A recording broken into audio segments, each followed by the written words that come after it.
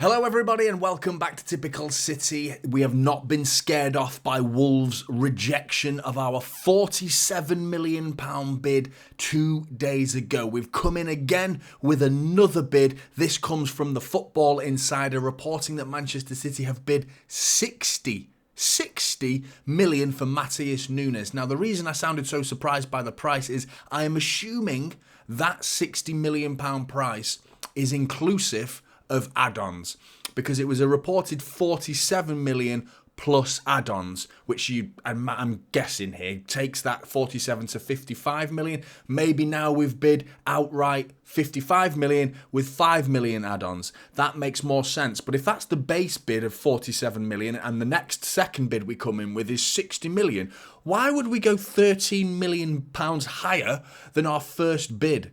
It seems like a complete nonsensical approach to a transfer negotiation as far as I'm concerned. But speaking of nonsensical, there is something I wanted to read to you. You have to bear with me because this is worth listening to. This is an article, a small article, but an article that's worth reading from Matt Dickinson of The Times, a respectable source as well. This isn't just the Sun, this is The Times. This sort of drivel is being written in The Times. And it's the approach that City have to transfer targets. And he's basically moaning about City targeting Eze and targeting Matheus Nunes. And what he has to say about our approach of this is just a joke. It's a joke. It really is. Okay, so let me read this to you. There is something inevitable but still rather depressing about Manchester City's raid for a backup midfielder now that Kevin De Bruyne will miss at least half of the season through injury. Lucas Paquetá, Eberechi, Eze and Matheus Nunes are all great reasons for fans of West Ham, Crystal Palace, Wolves, respectively, to watch with excitement wherever their team might finish in the Premier League. For Pep Guardiola, they represent a quick fix. An emergency purchase because, well, City have the money, but perhaps not the patience to see what, say, James McAtee, a local lad in England, under 21 international, could do if necessary. I love Eze for providing at least one very good reason to watch Queen's Park Rangers through some desultory seasons and would love to see him thrive at the highest level, but how many games would he play for City, whose squad already has plentiful midfield options? Watching Nunes impress with his thrilling runs for Wolves at Old Trafford recently, it must be hugely deflating that City could take advantage of a club's financial problems and pick off a cause for hope. Wolves have rejected a £47 million bid, but we can expect City to get their way. They normally do.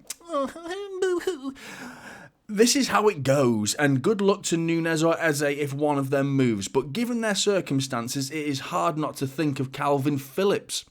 Once so integral to Leeds United, yet starting only 2 league games for City last season and admitting to tears as he struggled for form.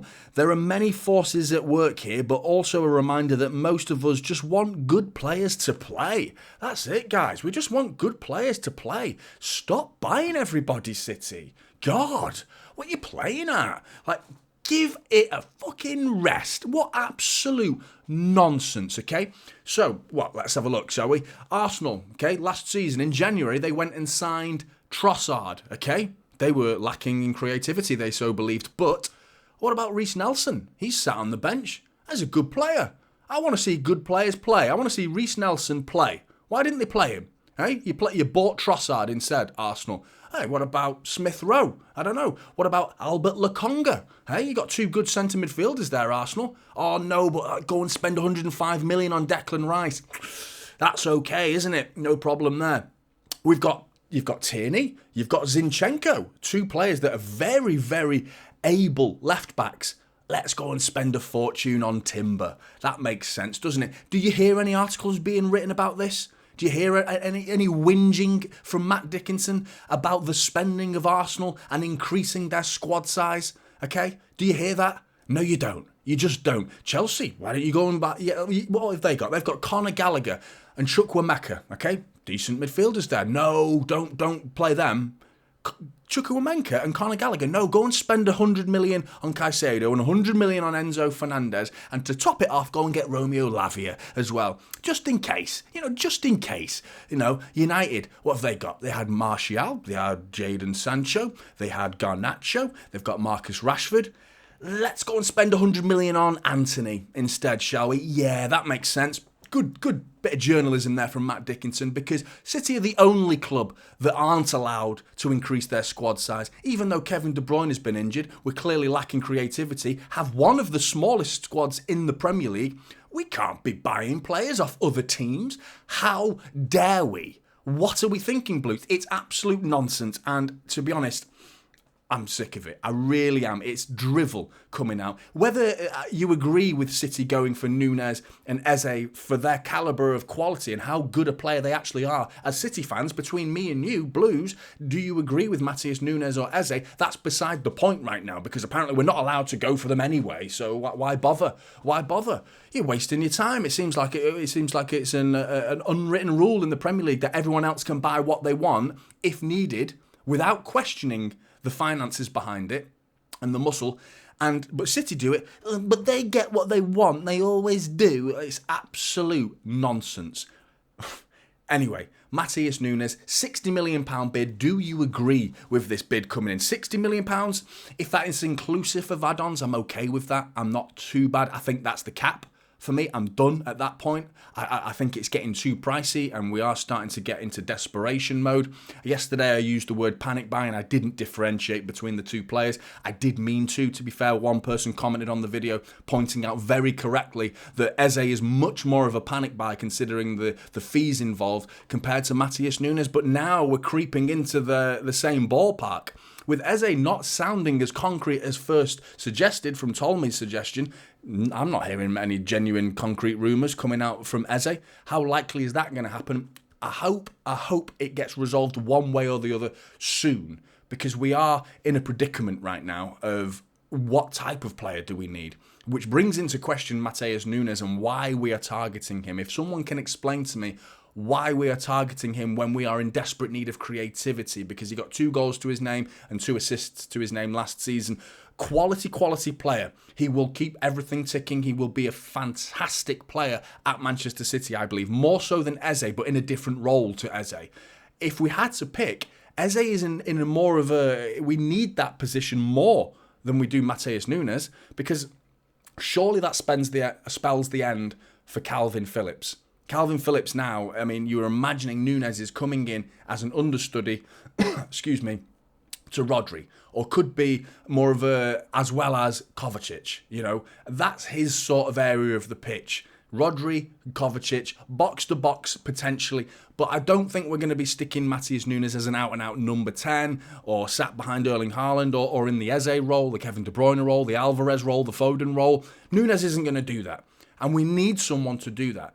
So I am curious as to why Nunes seems more of a priority. A fantastic player, I'm not questioning that, but I am questioning why we're not going in for Eze harder, if that's the position we're in more desperate need of than we are with Nunes. If we get both, it depends on the price, whether I'm happy about it or not, because I do think they're both becoming dangerously overpriced. For us, for articles like this is why I'm moaning about it, is because I'm sick of hearing shite like this being spread as biblical gospel information that's absolute drivel being pumped into the media as if it's a given that City shouldn't be spending money on anybody. Like, we're breaking the bank and ruining football and then taking Wolves and Crystal Palace's best players. Tough shit. That's the way of the nature of the game. No one was whinging when United were poaching Rio Ferdinand for 30 million off Leeds. No one said a word about that. It was a great bit of business and it was just fantastic. That's great. It's very hunky-dory. Roll out the red carpet for United spending out 100 million on players. Chelsea can spend 100 million on 2 players. No problem. Absolutely. Have at it, Chelsea. But City do it, and we're not even doing it to the extent others are doing it. And it's all about the money with City. And we're not even breaching 60 million. We're approaching 60 million for a player that's probably worth that, around that ballpark. And it's, God, how dare they do such a thing? Ruining Wolves' squad. Disgraceful. Anyway, Blues, that's my moan. That's my rant over with. Get your comments in below. What do you think about the new £60 million bid? Do you think there'll be a third bid? Should this bid be rejected? I hope this gets accepted soon because City want this cut at the 28th, which is not too far around the corner. What are we on today? The 25th today. So we've got 3 more days to get this resolved. How many more back and forth bids can we do with Wolves in that time? And how high is this price going to go? For the sake of the player, for the sake of Manchester City, even for the sake of Wolves, you want this resolved as quick as possible. Hopefully this is the final bid and the accepted bid. We will see. But what do you think about the price? What do you think about the player? What do you think about the article that I've read to you? What do you think about Eze? Is he more important in terms of what we need compared to Nunes? Get your comments in below. I want to hear them. Typical City is the channel, and I'll see you in the next one. This is Typical City.